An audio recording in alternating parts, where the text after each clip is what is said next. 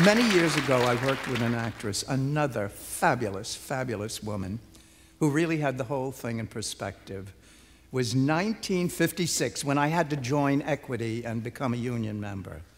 And my first Equity job was understudying Tallulah Bankhead in yet another version of the Ziegfeld Follies.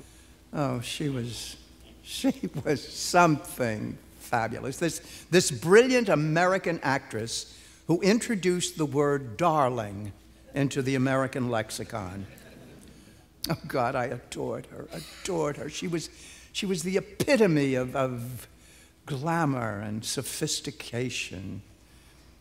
A few months into the tour, we were in her roomette on a train going to the next tryout town, Philadelphia.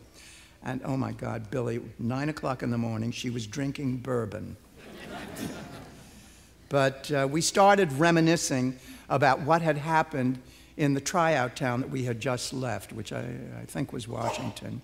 And she told me that all the kids in the chorus thought she was having an affair with our choreographer, who was obviously gay.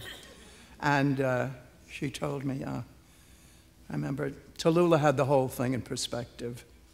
She said, let's face it, Beatrice, there's a touch of the homosexual in all of us.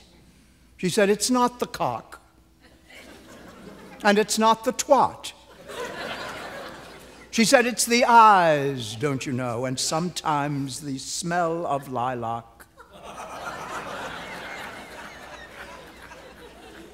Which I thought was beautiful. And now that I have offended at least a few of you, I had a dear, dear friend, a very famous female impersonator, Charles Pierce. Charles died in May of '99, and at his memorial, which incidentally he scripted himself because he knew that he was dying, he asked me to read his favorite story, which I'd like to tell you now. It's called A Mother's Ingenuity.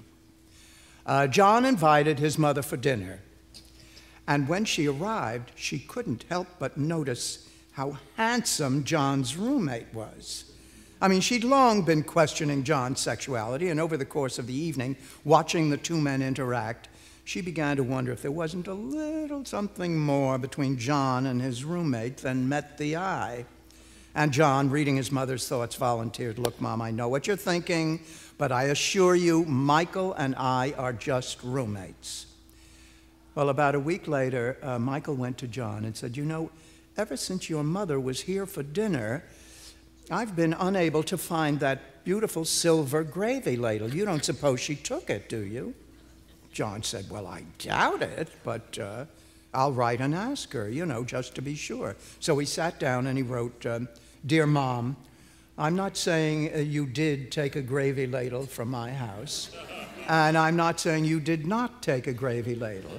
But the fact remains, one has been missing ever since you were here for dinner. Love, John. And a few days later, he received a letter from his mother, which read, Dear son, I'm not saying you do sleep with Michael. And I'm not saying you do not sleep with Michael. But the fact remains, if he'd been sleeping in his own bed, he would have found the gravy ladle by now. Love, Mom.